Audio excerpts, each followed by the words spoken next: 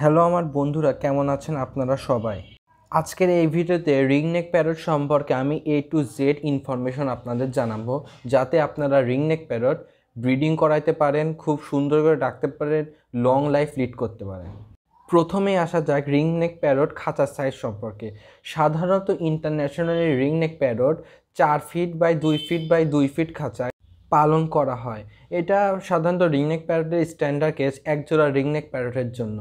আপনি যদি একটা রিংনেক প্যারট পালতে চান তাহলে আপনাকে minimum 2 feet by 2 feet by 2 feet মানে 2 ফিট স্কোয়ার খাঁচা ব্যবহার করতে হবে। এখন আসা যাক রিংনেক প্যারটের খাবার দাবার সম্পর্কে। মূলত রিংনেক প্যারটের খাবার দাবারই সবচেয়ে মেইন ইম্পর্টেন্ট জিনিস।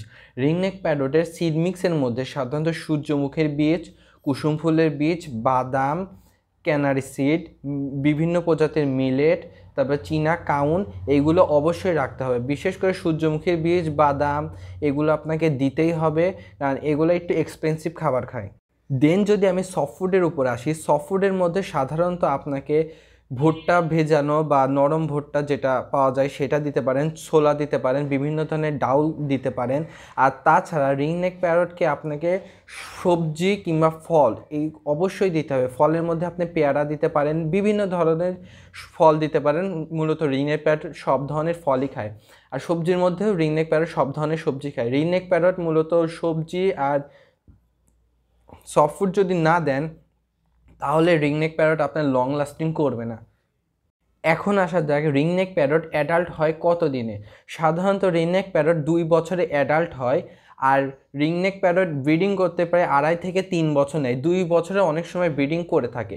রিংনেক প্যারটের মেল ফিমেল চেনা খুবই সহজ।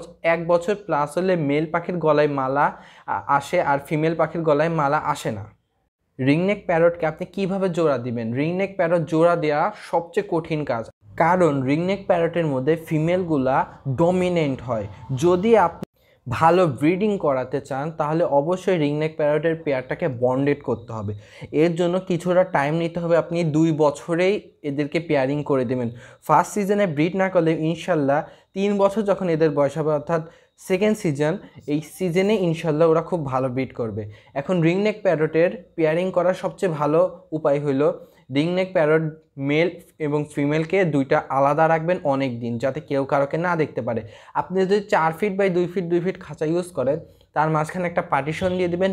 মেল পাখিটাকে আগে দিবেন এবং ফিমেল পাখিটাকে আর একটা পার্টিশন দিবেন, যাতে 2 সাইড থেকে দুইজন দেখতে পারে।